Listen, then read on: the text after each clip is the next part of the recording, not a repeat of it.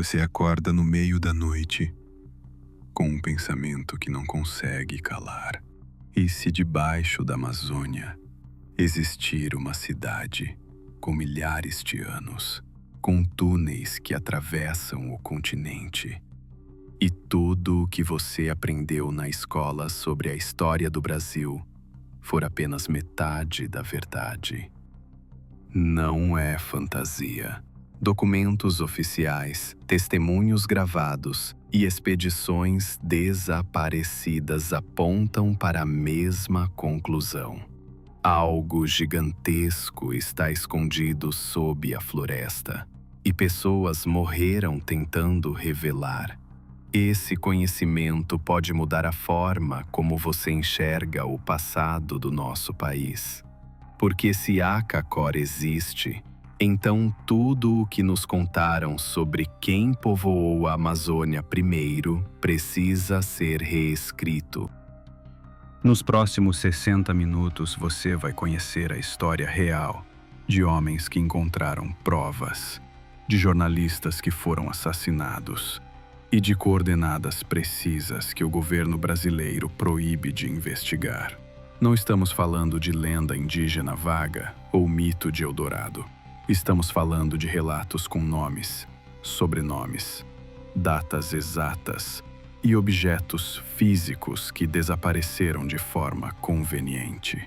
Você vai entender por que até hoje certas áreas da Amazônia são interditadas para pesquisas, por que mapas oficiais apresentam borrões suspeitos em regiões específicas e por que testemunhas que falaram demais mudaram de cidade ou sumiram. Este não é um vídeo para quem quer conforto. É para quem está disposto a encarar a possibilidade de que a maior conspiração da história brasileira está literalmente enterrada sob nossos pés. Antes de começarmos, responda nos comentários. Você acredita que podem existir cidades antigas escondidas debaixo da Amazônia? Ou acha que tudo isso é invenção? Escreva "acredito" ou "não acredito" e explique por quê. Vamos ver o que a maioria pensa.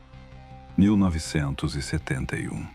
Bar escuro em Barcelos, município perdido no meio da Amazônia, 370 quilômetros de Manaus. Cheiro de cachaça barata, misturado com fumaça de cigarro. Ventilador de teto girando devagar. Barulho de garrafas batendo no balcão. Karl Brugger, jornalista alemão da rede de televisão estatal alemã, correspondente na América do Sul, está sentado em uma mesa de madeira manchada por copos suados. Ele não sabe, mas os próximos 20 minutos vão definir os últimos 13 anos da vida dele. Brugger tem 30 anos, cabelo escuro penteado para trás, óculos de armação fina, caderno sempre aberto e caneta na mão.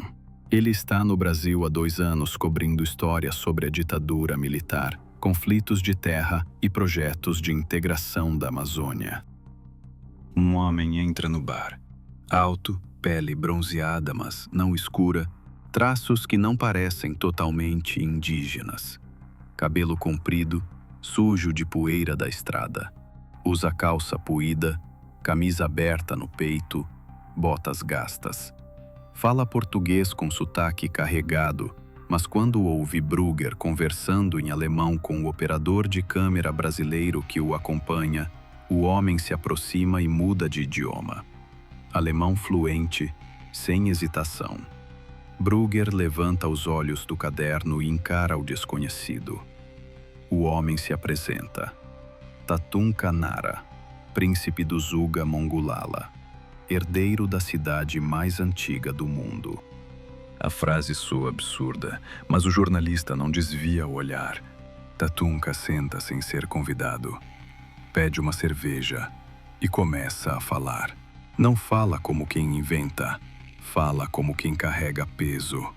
Diz que nasceu de uma freira alemã e de um príncipe indígena, que foi criado em Akakor, cidade subterrânea escondida na tríplice fronteira entre Brasil, Peru e Bolívia.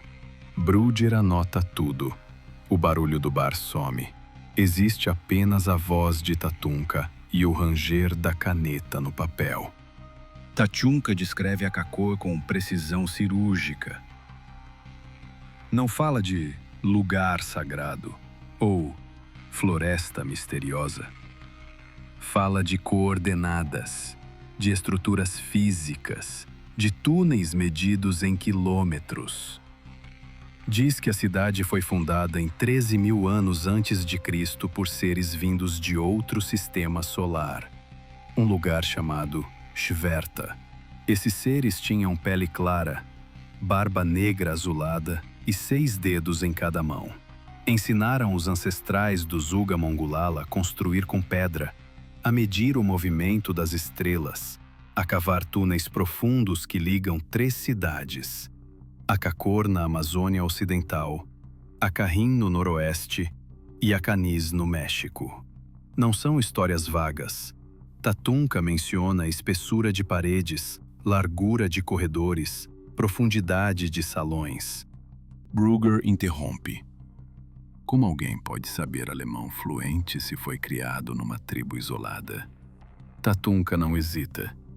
Sua mãe era freira de uma missão alemã que entrou na Amazônia nos anos 1930. Ela se apaixonou pelo pai dele, Príncipe Yuga Mongulala, e decidiu ficar. Ela o ensinou alemão antes de morrer. Brugger aperta os olhos. A história tem furos, mas tem também detalhes demais para ser apenas fantasia. Ele pergunta sobre a Segunda Guerra Mundial. Tatunka sorri de canto de boca e fala a frase que vai mudar tudo. 2.000 soldados nazistas estão vivendo em Akakor desde 1940. O bar volta a existir ao redor de Brugger. O jornalista sente o suor escorrer pelas costas. Tatunka explica. Adolf Hitler enviou uma expedição à Amazônia em 1935, oficialmente para estudar a região. Na verdade, era reconhecimento militar. Quando a guerra começou a virar contra a Alemanha, Hitler mandou 2.000 homens para a Amazônia para se esconderem e esperarem ordens. Os Uga Mongulala os acolheram. Vivem lá até hoje, envelhecidos, muitos já mortos, mas alguns ainda vivos. Brugger pergunta: onde? Tatunka balança a cabeça. Não pode revelar coordenadas exatas. Mas pode levar o jornalista até a entrada. Precisa de autorização dos anciões da tribo, mas pode levar. Brugger termina a cerveja e propõe: fazemos uma expedição. Tatunka concorda. Marca a data, pede dinheiro adiantado para preparar a viagem, promete voltar com a autorização dos líderes Uga Mongulala. O jornalista alemão volta para Manaus. Organiza equipamento, chama o cinegrafista brasileiro Jorge Bodansky e prepara a câmera. Bodansky, homem experiente que já cobriu golpe de Estado no Chile e conflitos sociais na América Latina, olha para Brugger e diz: esse cara está mentindo. Brugger responde: talvez, mas e se não estiver? E se for verdade? A primeira expedição é marcada para outubro de 1971.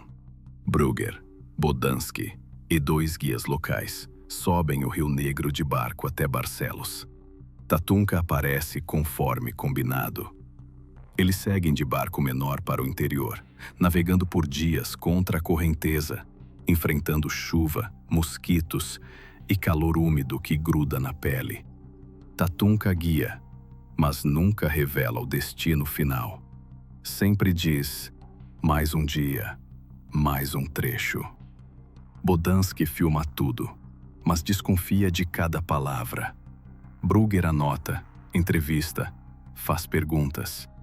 Tatunka responde com detalhes sobre a cronologia de Akakor, como os deuses antigos chegaram e partiram 13.000 anos atrás, como outras civilizações visitaram, incluindo egípcios e fenícios. como a cidade sobreviveu intacta enquanto impérios caíam. Depois de 5 dias de navegação, Tatunka anuncia: preciso buscar a autorização final. Esperem aqui. Ele desce do barco em uma margem qualquer e desaparece na mata. Brugger, Bodansky e os guias montam acampamento. Esperam 1 dia, 2 dias, 3 dias. Tatunka não volta. No 4º dia, os guias dizem que precisam retornar. Comida acabando. Combustível no limite. Brugger resiste, mas não tem escolha. Voltam para Manaus sem ter visto a Cacor. A expedição é um fracasso. Bodansky ri, nervoso, diz: eu avisei. Brugger não desiste. Tatunka reaparece semanas depois em Manaus, com desculpas. Os anciões negaram permissão naquele momento. Havia rituais em andamento. Não era o tempo certo. Brugger, ao invés de abandonar a história, mergulha mais fundo. Começa a gravar longas entrevistas com Tatunka, horas e horas de relatos sobre a cronologia de Akakor.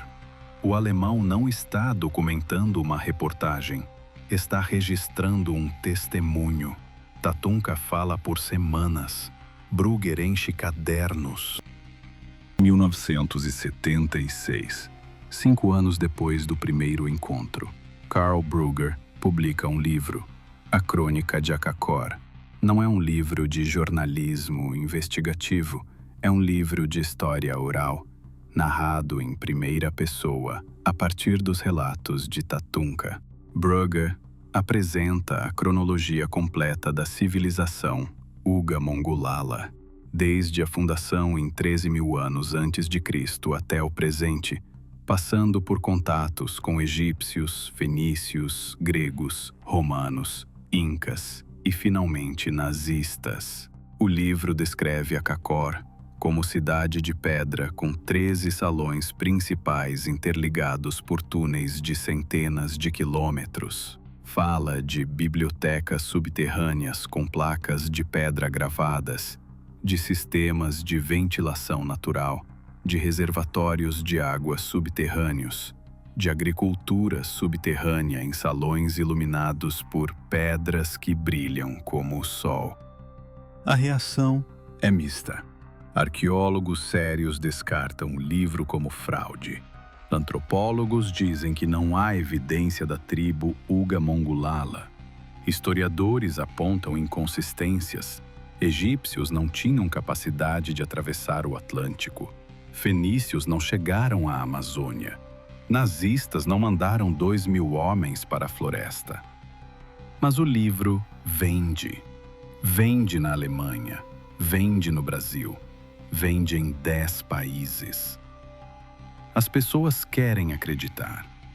A história tem tudo: civilização perdida, visitantes antigos, nazistas escondidos, cidade subterrânea, segredos indígenas. É irresistível. Brugger defende o livro em entrevistas. Diz que não afirma que tudo é verdade. Apenas registra o que Tatunka contou. Mas, no fundo, ele acredita. Acredita porque Tatunka não mudou a história em 5 anos de entrevistas. Acredita porque os detalhes são consistentes. Acredita porque quer acreditar. E o mais importante, ele continua procurando. Entre 1976 e 1984, Karl Brugger organiza mais 4 expedições para a Amazônia. Nenhuma encontra Akakor.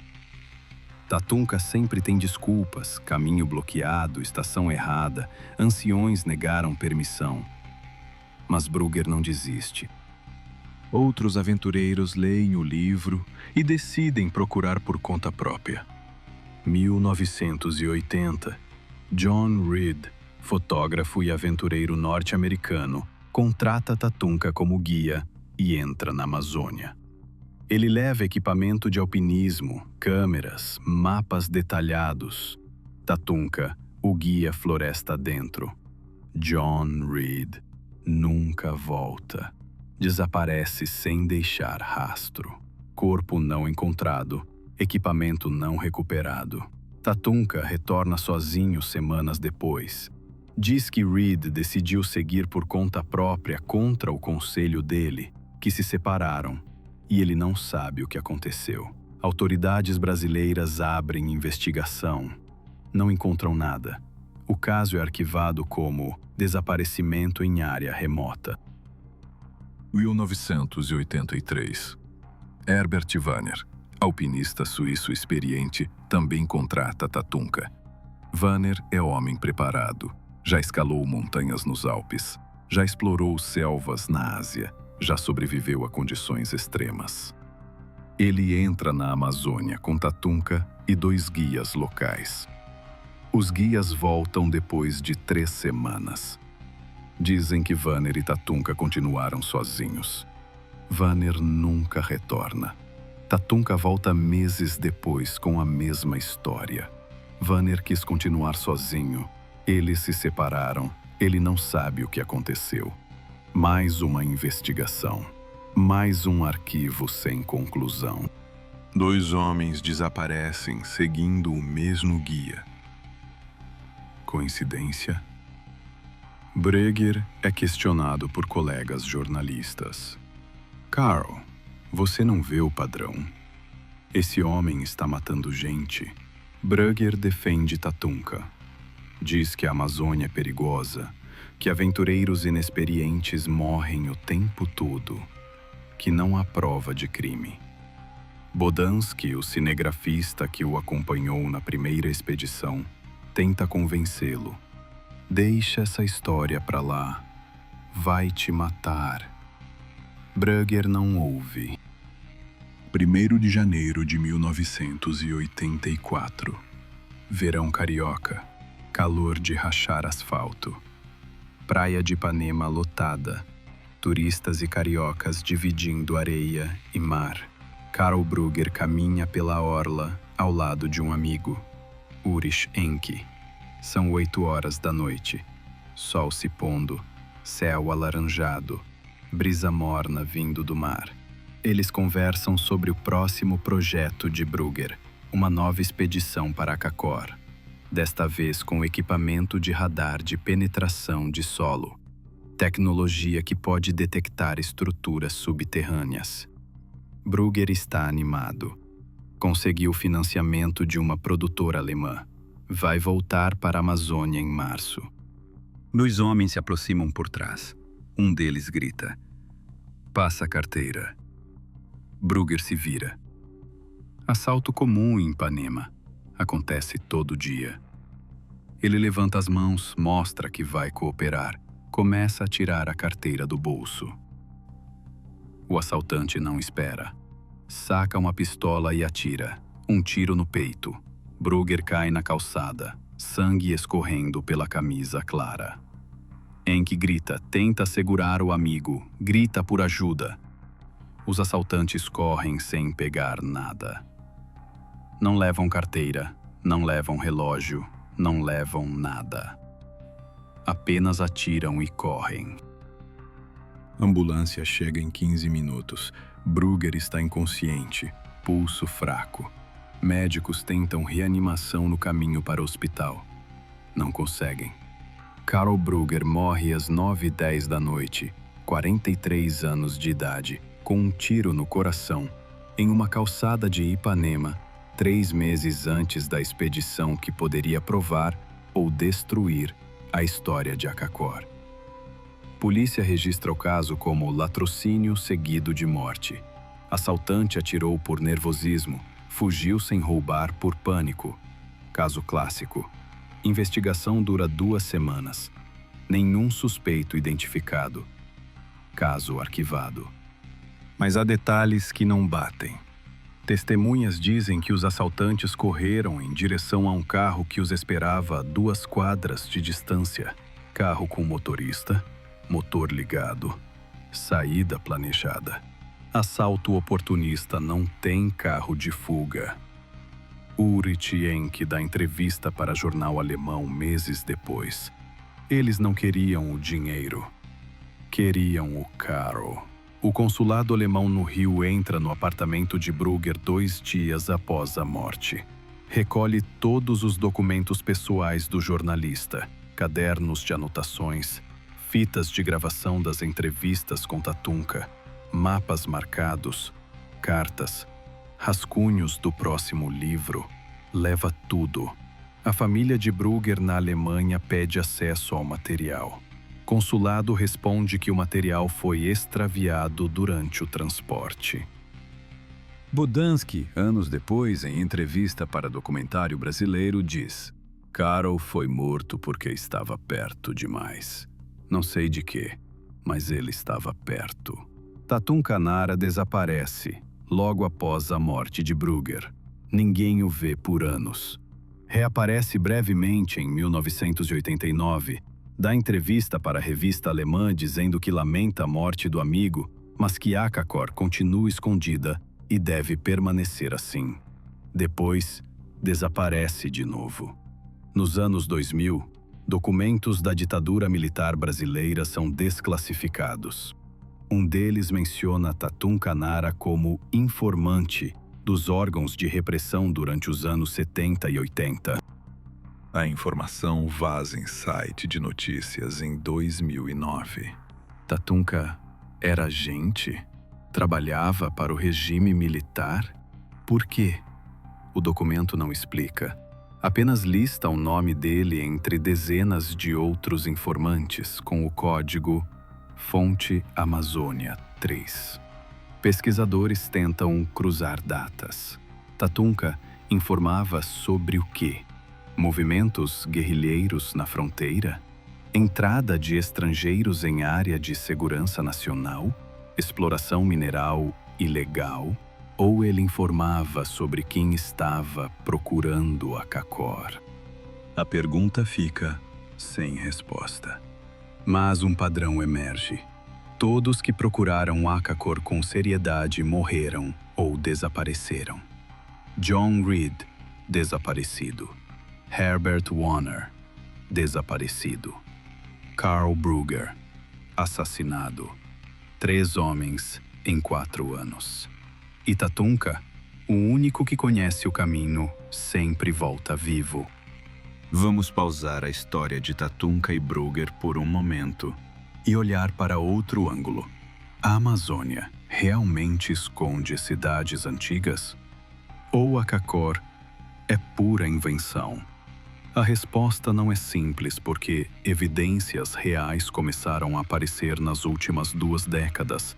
E essas evidências complicam a narrativa oficial de que a Amazônia sempre foi habitada apenas por pequenas tribos nômades.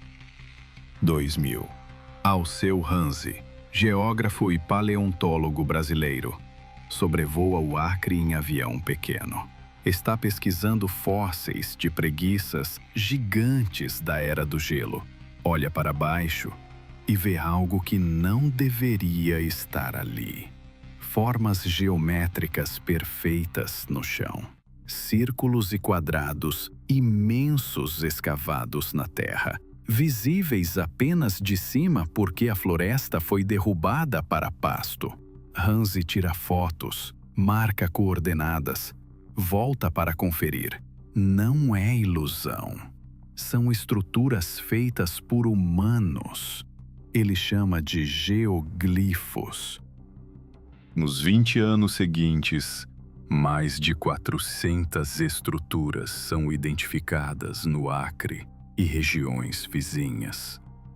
Círculos de 100 metros de diâmetro, quadrados de 150 metros de lado, valetas de 5 metros de largura por 6 metros de profundidade. Escavações arqueológicas revelam que essas estruturas têm entre 1000 e 3000 anos. Foram feitas por civilizações pré-colombianas que dominavam geometria, planejamento urbano e organização de mão de obra em larga escala. Não eram tribos nômades. Eram sociedades complexas com milhares de pessoas. A descoberta muda tudo. Se civilizações complexas existiram no Acre há 3.000 anos, por que não poderiam ter existido em outras partes da Amazônia? Por que não poderiam ter construído cidades maiores, mais elaboradas, que ainda não encontramos? A narrativa oficial sempre disse: a Amazônia é floresta intocada, sem grandes civilizações. Os geoglifos provam que isso é mentira. 2024. Instituto Geoglifos da Amazônia usa tecnologia de radar aerotransportado, chamada de LIDAR, para escanear áreas florestadas no Amazonas. LIDAR envia pulsos de laser que penetram a copa das árvores e mapeiam o solo abaixo. Em maio de 2025, o Instituto divulga imagens de 124 pontos no Amazonas com possível presença de geoglifos. Um deles, em Boca do Acre, tem 1.000 metros de extensão. 1.000 metros. Estrutura geométrica perfeita escavada no solo há mais de 1.000 anos. Coberta por floresta.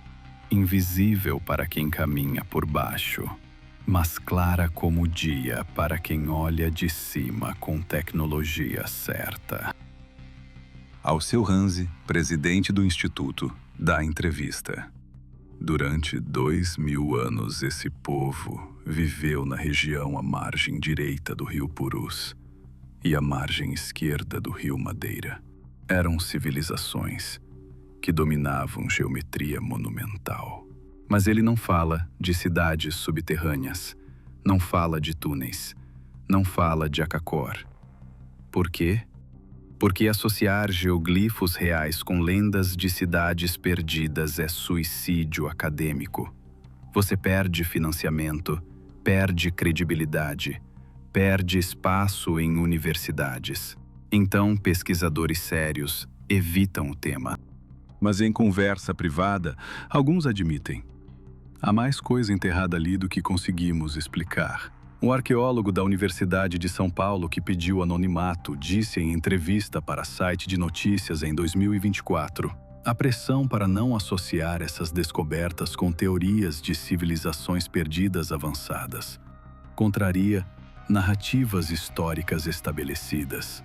Pressão de quem? Do governo? De universidades? De institutos de preservação que não querem turismo descontrolado destruindo sítios arqueológicos? Ninguém explica claramente. E há outro detalhe perturbador. Certas áreas da Amazônia são proibidas para sobrevoos e pesquisas sem autorização federal. Não são áreas indígenas demarcadas, são áreas sem explicação oficial. Imagens de satélite dessas regiões, disponíveis no Google Earth e outros serviços, apresentam manchas borradas, como se alguém tivesse editado propositalmente. Por quê? Se não há nada ali, por que esconder? Entusiastas de teorias de conspiração cruzam coordenadas. Comparam relatos de Tatunca com mapas de áreas restritas. Encontram sobreposição. Tatunca disse que Akakor ficava entre Brasil, Peru e Bolívia, em região de difícil acesso, com montanhas em forma de pirâmide e entrada escondida, atrás de cachoeira. Cruzam com mapas topográficos.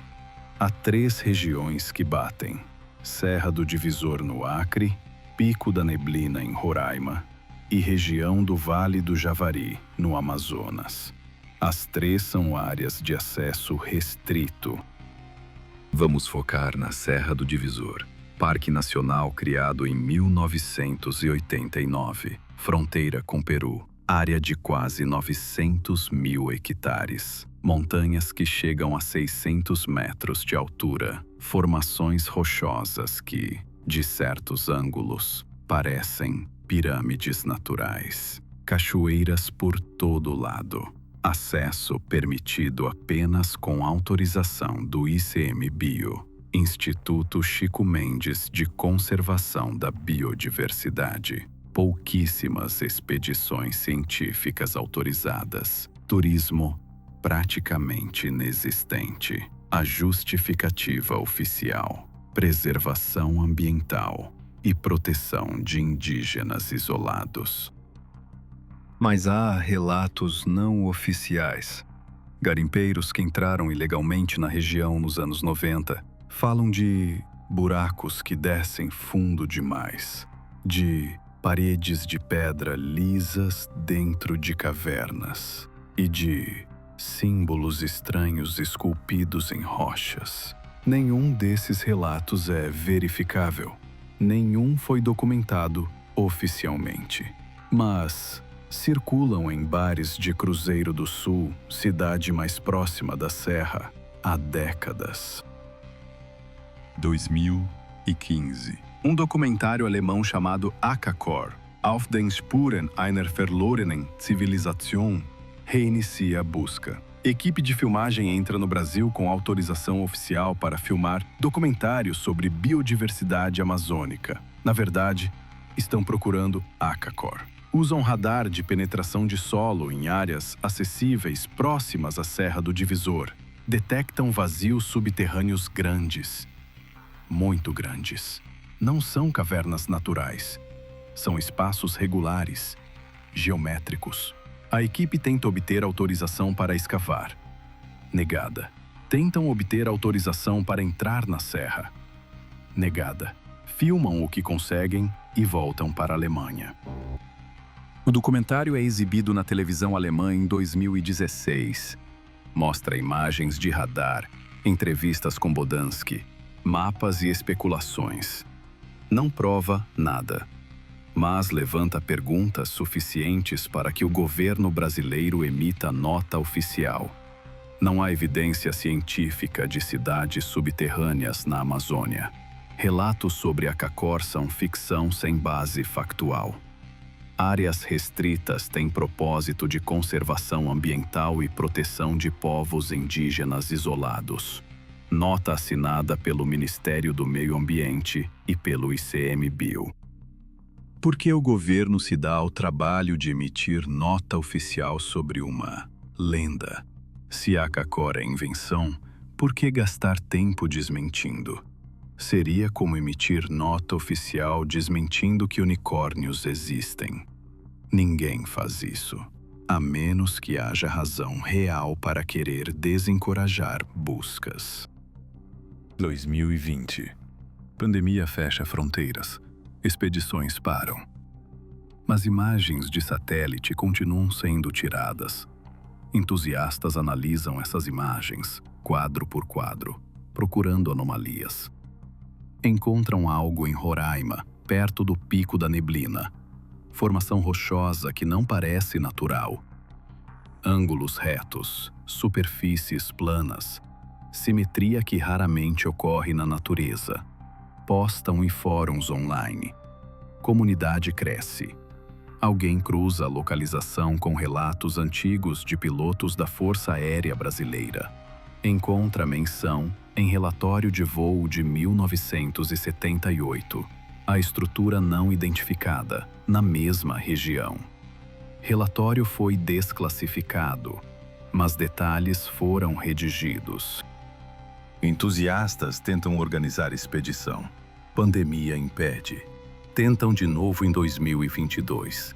ICMBio nega autorização. Argumentam que é área indígena.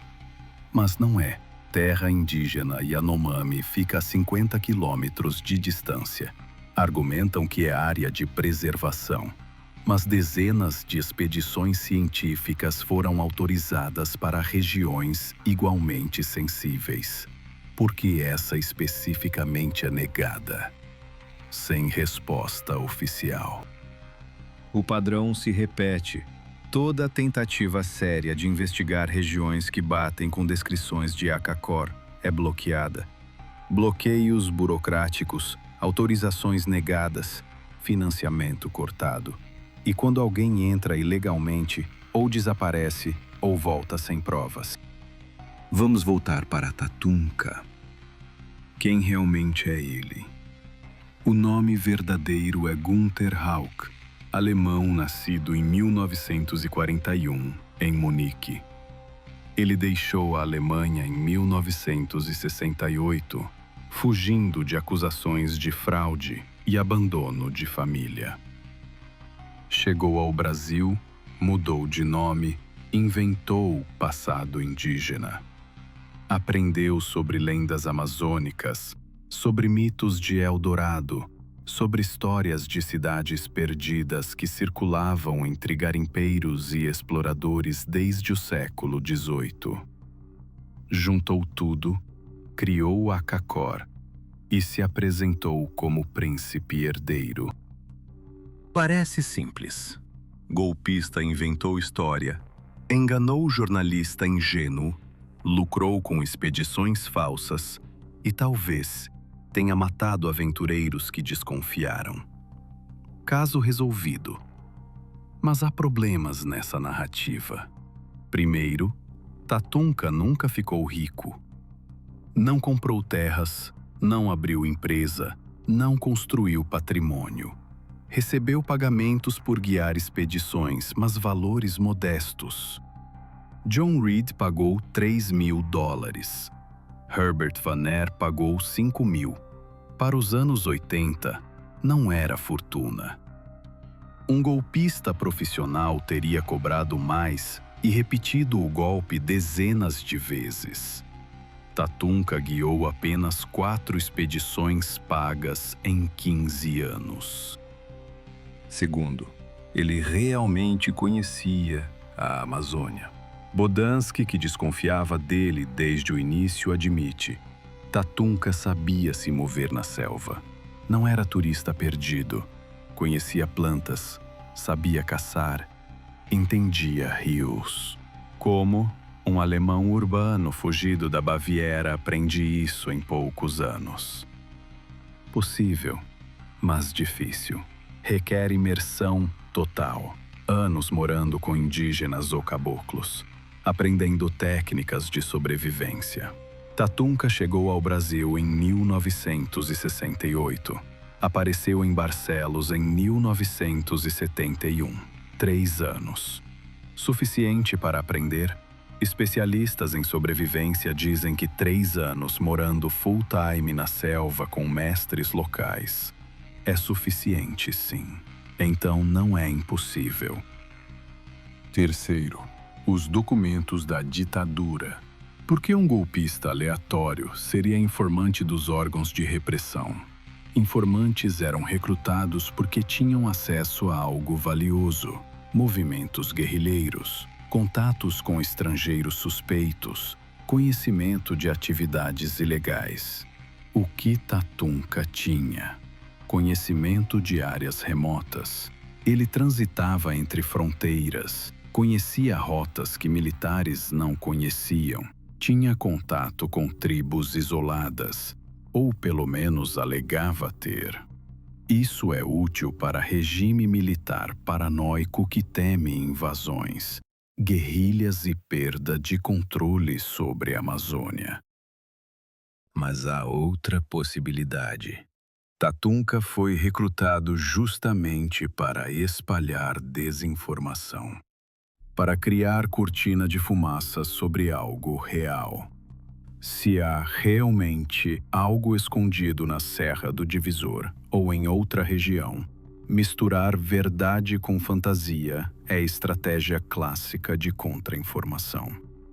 Você pega algo real, adiciona elementos absurdos como visitantes extraterrestres, 6 dedos em cada mão, 2.000 nazistas vivendo lá, e desacredita a história inteira. Resultado: pesquisadores sérios evitam o assunto, e quem procura é visto como maluco. Essa técnica foi usada nos Estados Unidos no caso da Área 51. Objetos voadores não identificados são reais, protótipos militares, aeronaves experimentais, testes secretos. Mas mistura-se com histórias de alienígenas, corpos extraterrestres e discos voadores, e de repente ninguém leva a sério. A verdade fica escondida dentro da mentira. Poderia ter acontecido o mesmo com Akakor? Estruturas antigas reais, talvez túneis naturais ampliados por civilizações pré-colombianas, talvez salões subterrâneos usados para rituais, misturados com fantasia de deuses antigos e nazistas escondidos? Impossível provar, mas impossível descartar. E aí entra a morte de Brugger. Se ele foi assassinado, por quê? Assalto aleatório não faz sentido pelos detalhes. Carro de fuga planejado, nada roubado, tiro direto no coração. Se foi execução, quem ordenou? Tatunka? Improvável. Tatunka não tinha recursos para contratar matadores profissionais. O regime militar? Possível, mas Brugger não era ameaça política. Era jornalista de cultura e história, não de política. A não ser que ele tenha descoberto algo que tornava sua pesquisa perigosa. Teoria circula em fóruns e sites de conspiração. Brugger realmente encontrou algo na última expedição antes de morrer. Não há Akakor completa, mas fragmento. Entrada de túnel, artefato, inscrição. Algo pequeno, mas suficiente para provar que havia verdade no meio da lenda. Estava organizando expedição com radar justamente para mapear área específica. Alguém não queria que essa expedição acontecesse. Então o eliminou 3 meses antes. Consulado alemão recolheu documentos, não para preservar, mas para garantir que ninguém mais teria acesso a coordenadas e pistas. É verdade? Não sabemos. Não há prova. Mas explica por que assassino não roubou nada. Não era roubo. E explica por que material de Brugger desapareceu. Tinha informação sensível. Alternativa é acreditar em série de coincidências. Assalto na hora errada. Material extraviado por acaso. Áreas restritas por coincidência. Possível, mas improvável. 2001, 1º de janeiro. Virada de milênio. Festa de passagem do tempo. Esperança de novo começo. Brasil recém-eleito Luiz Inácio Lula da Silva. Fim da era Cardoso. Começo de governo esquerdista após 40 anos de ditadura, ou quase. Enquanto Brasília discute o futuro, na Amazônia algo silencioso acontece. Tatunka Nara, homem que desapareceu dos holofotes depois que Brugger morreu, reaparece em Barcelos como se nada tivesse acontecido. Não esconde. Funciona como guia turístico. Oferece expedições para quem quer procurar Akakor. Cobra taxa de turismo. Vive em cabana à beira do rio Araçá. Vida simples, humilde, sem pretensões de riqueza. Pesquisadores brasileiros da Universidade de São Paulo enviam um e-mail para Tatunka em 2002. Queremos entrevistá-lo para pesquisa sobre lendas amazônicas. Tatunka responde que sim, mas coloca condições. Não quer que gravem áudio. Não quer que fotografem documentos. Não quer localização de sua cabana revelada publicamente.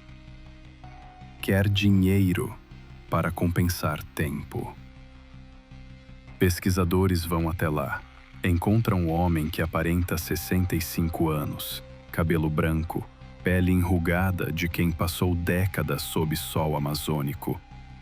Ele fala sobre Akakor, mas de forma vaga, menos detalhada que nos relatos dos anos 70.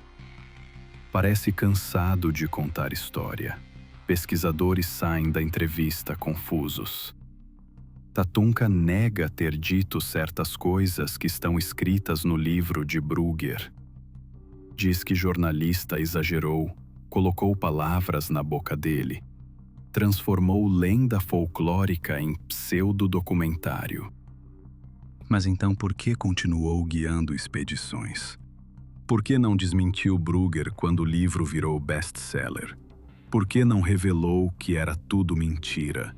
Tatunka responde: porque Brugger e outros queriam acreditar. Porque para um homem que perde esperança, lenda é mais valioso que verdade. Porque cidades realmente são perdidas, e Akakor é perfeita para quem busca o que mundo roubou deles. Mas existe realmente? Tatunka sempre responde igual: não posso revelar.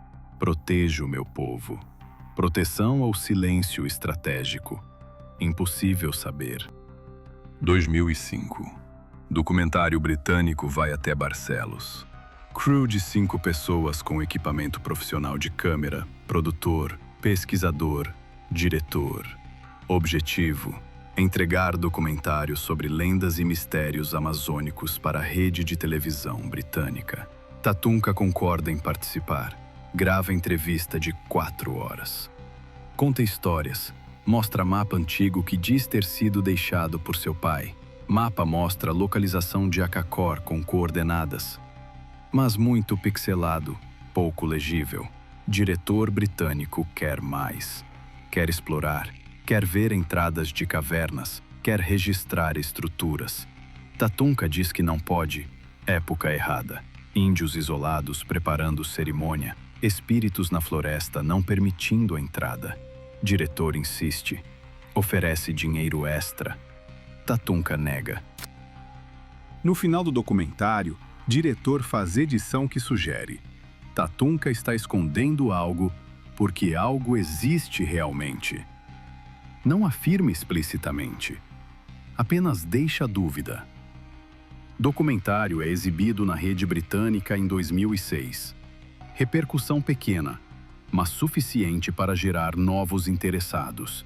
Pessoas escrevem para Tatunka pedindo tours. Tatunka sempre nega. Diz que está velho demais, que não faz mais expedições, que deixe Akakor em paz. Mas continua vivendo em Barcelos. Continua ali, silencioso, como se guardasse segredo demais para sair. Um pesquisador alemão chamado Klaus Hoffmann, especializado em lendas indígenas, tenta contato direto com Tatunka em 2008. Quer fazer PhD sobre narrativas míticas amazônicas e como elas foram transformadas por contato com o Ocidente. Tatunka o recebe. Falam por dias. Hoffmann retorna para a Alemanha com anotações. Publica artigo dizendo: Akakor não é invenção de Tatunka Nara. É reinterpretação de lenda muito mais antiga, pré-colombiana, que fala de cidade sagrada subterrânea onde vivem ancestrais. Tatunka adaptou para a linguagem ocidental, adicionando elementos que atraem europeus e norte-americanos. Não é fraude. É sincretismo cultural. Hoffmann argumenta: mitos indígenas descrevem, sim, estruturas subterrâneas, sim, civilizações antigas, sim, conhecimento astronômico avançado, mas não necessariamente Akakor. Akakor é nome dado por Tatunka, possivelmente emprestado de lenda inca. Professores da Universidade de Tübingen criticam Hoffmann. Dizem que estuda ficção como se fosse verdade. Hoffmann responde: toda verdade começa como ficção. Toda ficção contém fragmentos de verdade. Tarefa do pesquisador é separar um do outro, não descartar ambos. Em 2010, Hoffmann tenta novamente visitar Barcelos para confirmar informações para segundo artigo. Vai sozinho, sem assistente, sem equipe. Avisa colegas que vai viajar. Amigos o veem sair do hotel em Manaus, pegando barco para Barcelos, esperado para retornar em 10 dias. Não retorna. Semanas passam. Hoffmann não aparece. Universidade de Tübingen entra em contato com autoridades brasileiras. Polícia abre investigação. Viajou para Barcelos, confirmado.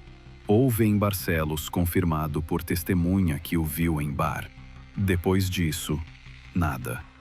Desapareceu. Buscas na região não encontram corpo, equipamento ou sinal algum. Hoffman é terceiro pesquisador sério que desaparece ou morre investigando a Kakor. Alguns conectam pontos. John Reed desapareceu depois de contratar Tatunka. Herbert Wanner desapareceu depois de contratar Tatunka. Karl Brugger foi assassinado depois de insistir em encontrar a Kakor. Klaus Hoffmann desapareceu depois de voltar para investigar mais.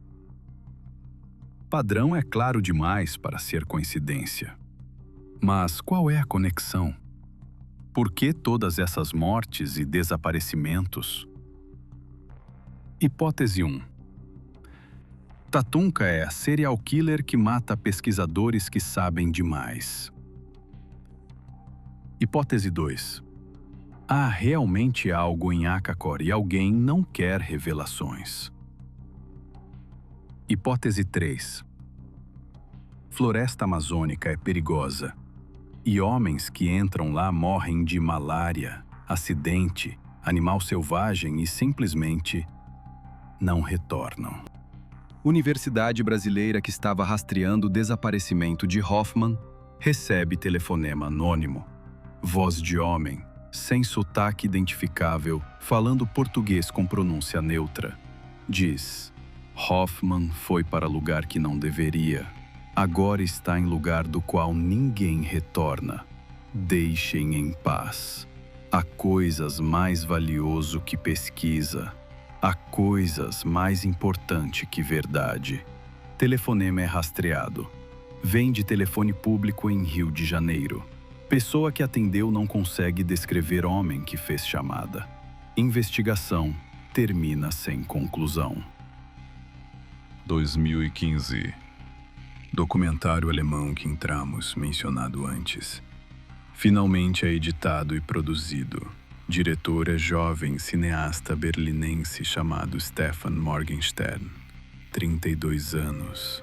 Ele passou 2 anos visitando o Brasil, entrevistando Tatunka, pesquisadores brasileiros, Bodansky, viúva de Karl Brugger.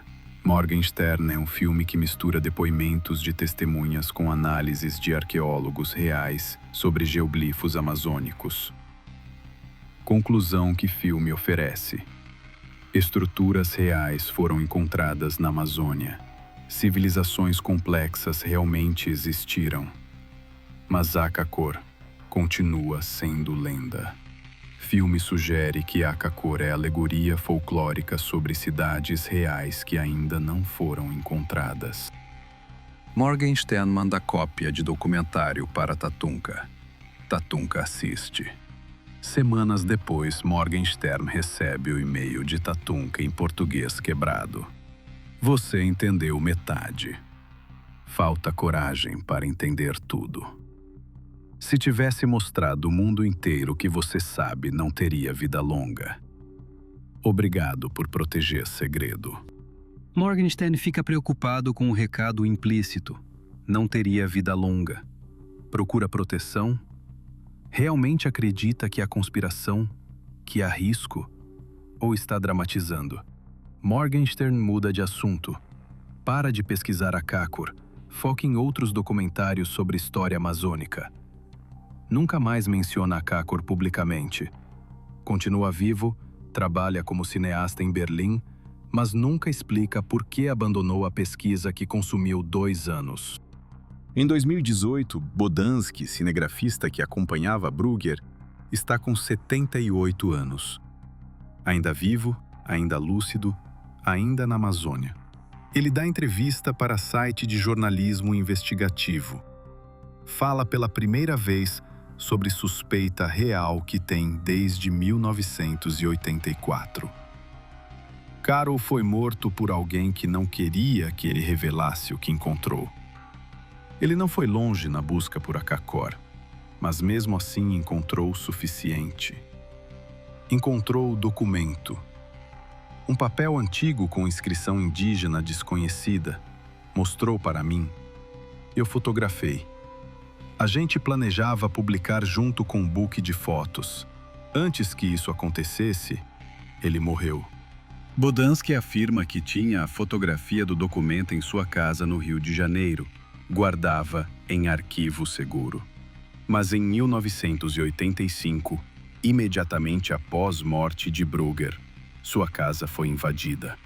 Ladrões não levaram televisão, não levaram equipamento de valor. Apenas entraram no escritório, revistaram arquivos e desapareceram com documentação de pesquisa de Brugger. Bodansky reportou para a polícia. Polícia não investigou, disse que era roubo comum e provavelmente adolescentes procurando drogas. Mas Bodansky nunca acreditou nessa versão. Sabia que alguém buscava especificamente pelo material de Brugger. Fotografia da fotografia, digitalizada em 2018, continua em poder de Bodansky.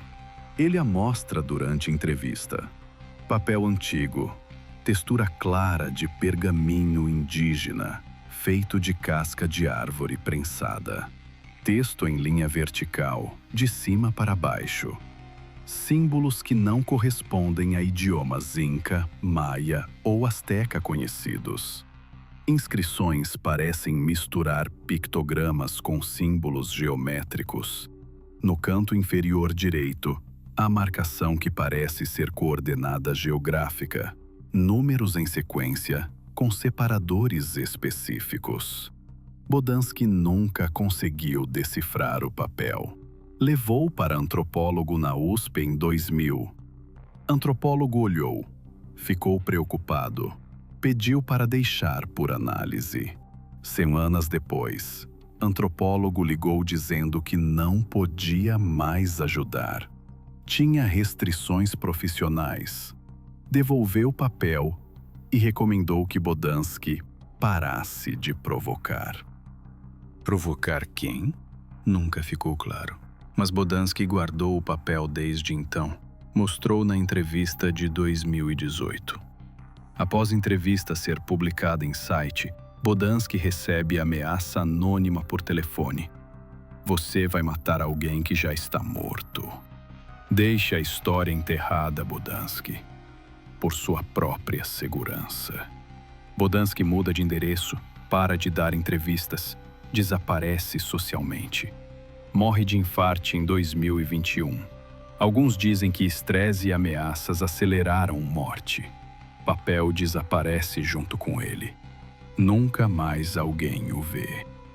Enquanto isso, na Serra do Divisor, coisa interessante acontece.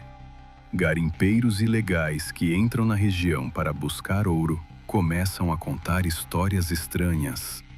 Histórias que antes eram sussurros em bares de Cruzeiro do Sul se tornam mais frequentes nos anos 2010. Garimpeiro chamado Seu Zé, aposentado que fez fortuna procurando ouro nos rios, deu entrevista para historiador local em 2013. Seu Zé tem 85 anos. Vida inteira na Amazônia. Conhece floresta como conhece própria casa.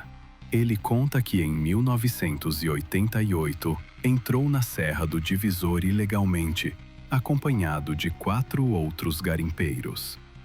Objetivo: procurar ouro em cavernas que histórias antigas mencionam. Seu Zé e a turma equiparam com lanternas, cordas, picotes, bacias para peneirar. Subiram pela serra durante 2 dias. Desceram em ravinas profundas. Encontraram cavernas nunca registradas. Dentro de uma delas, em profundidade que seu Zé calcula em 100 metros abaixo da superfície, encontraram algo impossível. Paredes que não eram rochas naturais, eram construções, pedras grandes, lisas, encaixadas perfeitamente sem argamassa.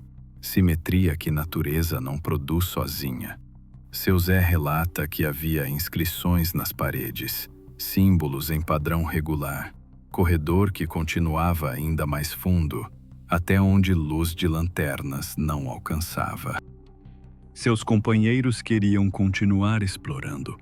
Seu Zé insistiu em retornar. Tinha a sensação de estar em um lugar errado, lugar proibido. Um dos companheiros, garimpeiro chamado Raimundo, teimou em continuar. Seu Zé e outros 3 retornaram. Raimundo continuou sozinho. Voltaram no dia seguinte para buscá-lo. Raimundo não estava lá. Procuraram na caverna. Corredor subterrâneo estava fechado. Não havia fechadura, não havia porta. Apenas entrada vedada por blocos de pedra que seu Zé jura que não estavam ali no dia anterior. Impossível? Sim. Possível? Não. Mas seu Zé mantém a história há 35 anos. Historiador que entrevistou seu Zé contatou autoridades locais. Solicitou investigação em Serra do Divisor para procurar por pessoa desaparecida. Autoridades responderam que Serra do Divisor é Parque Nacional Protegido, que não havia relatório oficial de desaparecimento e que não era possível iniciar busca baseada apenas em depoimento anônimo de garimpeiro de 85 anos. Historiador insistiu. Ofereceu-se para financiar expedição própria. Oferecimento foi recusado. ICMBio explicou que era zona de proteção rígida. Nenhuma expedição não autorizada era permitida. Historiador pediu autorização formal. Foi negado. Justificativa: pesquisa arqueológica em Serra do Divisor requer aprovação de Conselho Especial e coordenação com FUNAI. Conselho nunca foi reunido. Coordenação nunca aconteceu. 2019.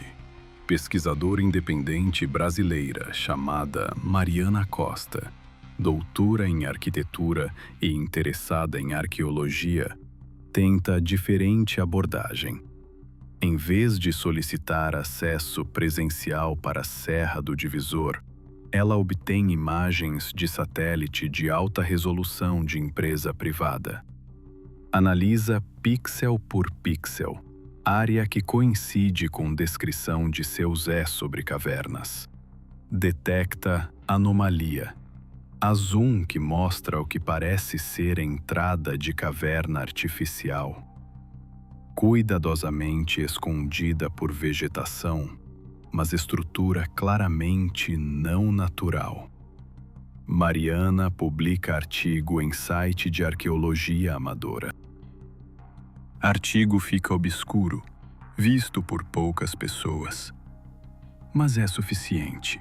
Semanas depois, Mariana recebe visita de 2 homens em sua casa em São Paulo.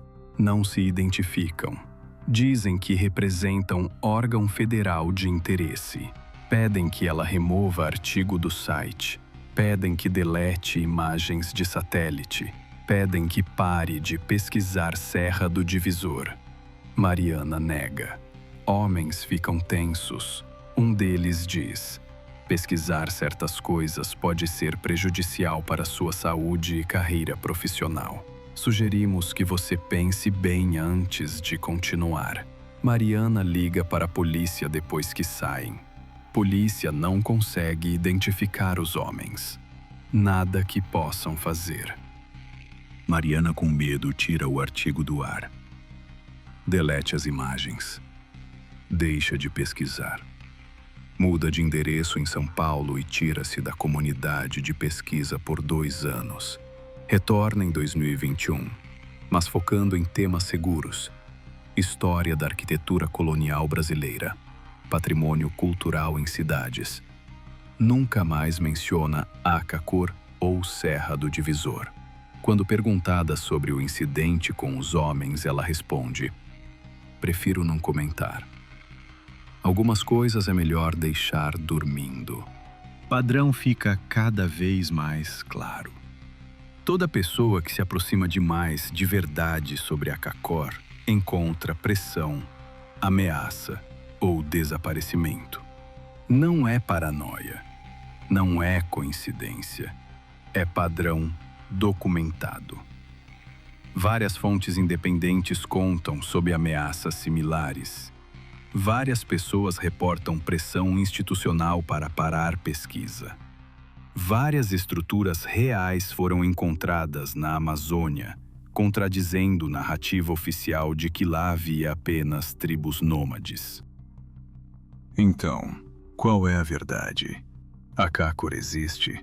Se existe, por que governo brasileiro quer escondê-la? Por quê? Possível respostas. 1. Se a CACOR existe, é sítio arqueológico de valor incalculável. Governo quer manter sigilo para exploração privada de ouro, artefatos, tecnologia potencial que pode estar lá. Turismo descontrolado destruiria sítio. Melhor manter fechado, explorar silenciosamente, eliminar quem sabe demais. 2. A CACOR contém evidência de civilização avançada, impossível no pré-colombiano conhecido. Tecnologia, conhecimento, construção que contradiz modelo histórico acadêmico. Se revelado, entra em conflito com narrativas estabelecidas. Universidades, museus, historiadores oficiais perderiam credibilidade. Portanto, deve ser escondido para preservar estrutura de poder intelectual. 3. A CACOR contém evidência de contato extraterrestre antigo. Se Tatunka não mentiu completamente, seres de Xuerta vieram à Terra há 13.000 anos e construíram cidades. Se isso for verdade, questiona toda a narrativa de origem da humanidade. Governo quer evitar pânico social, questionar religião, destabilizar sociedade. Mantém segredo por bem maior. 4. A CACOR não existe. Nunca existiu. Brugger foi morto por crime comum. Coincidência. Reed desapareceu de acidente. Vanner foi vítima de doença ou acidente. Hoffman desapareceu em floresta grande demais. Todos esses desaparecimentos e ameaças são narrativas que conspiradores construíram porque humanos gostam de histórias de conspiração. A verdade entediante é: não há a CACOR. Há apenas lenda, interpretação errada de mitos indígenas e coincidência infeliz de pesquisadores que entraram em área perigosa. Qual dessas versões é verdadeira? Baseado em evidência disponível, nenhuma pode ser completamente descartada. Nenhuma pode ser completamente comprovada. Porque é assim que conspiração bem feita funciona. Verdade e mentira misturadas. Evidência real e boato entrelaçados. Dúvida sempre permanecendo. 2025. Agora. Hoje. Tatunka Nara tem 84 anos de idade. Continua vivendo em Barcelos. Continua oferecendo tours para a CACOR. Continua rejeitando quem procura. Continua guardando segredo. Nunca mais deu entrevista séria. Nunca mais cooperou com pesquisadores. Vive recluso em cabana à beira do rio, quase eremita, assistindo ao Rio Negro passar, enquanto segura conhecimento que poderia mudar a história do Brasil, se revelado. Coragem ou covardia? Lealdade aos seu povo ou medo de represálias? Proteção de segredo sagrado ou remorso por vidas que desapareceram na perseguição por verdade? Tatunka não explica. Apenas vive em silêncio, esperando morte, levando resposta consigo. Mas em 2021, rumor começou a circular em grupos de arqueologia amadora online. Rumor de que, antes de morrer, Bodansky teria deixado informações codificadas sobre localização real de Akakor. Informações escondidas em fotografias, em cartas, em conversa criptografada com pesquisador de confiança. Nunca ninguém encontrou essa informação. Ou não procurou com força suficiente. Ou alguém encontrou e guardou silêncio como Tatunka. Testemunha que viu Bodansky nos últimos meses de vida diz que ele passava horas olhando para mapas, marcando coordenadas, deletando informações de computador, queimando papéis em pátio de casa, como se estivesse limpando rastros, como se preparasse-se para a morte e não quisesse deixar mapa que mataria quem o seguisse. Proteção final de velho que passou vida inteira com segredo demais. Em 2024, guia turístico em Barcelos chamado Gonçalo reporta para conhecidos que recebeu contato de Tatunka. Mensagem deixada em bar onde Gonçalo frequenta.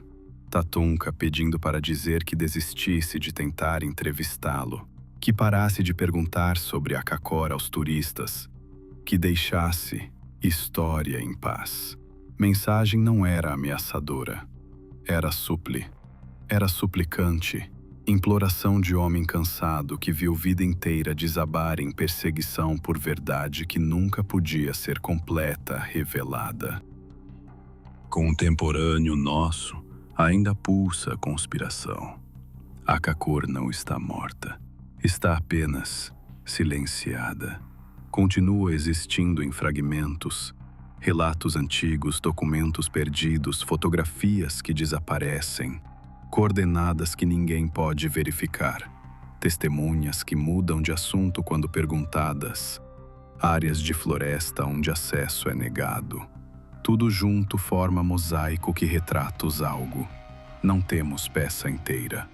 Talvez nunca tenhamos, porque conspiração bem-sucedida é aquela que nos deixa com dúvida eterna. Mas deixe-me colocar uma questão final para você que assistiu até aqui.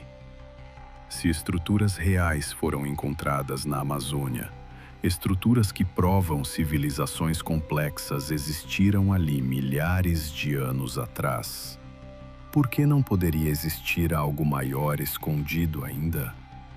Por que não poderia haver cidade subterrânea preservada, protegida, mantida em sigilo? E se existisse, por que governo brasileiro não herdaria a obrigação de protegê-la, mesmo que isso significasse deixar pesquisadores e curiosos sem respostas?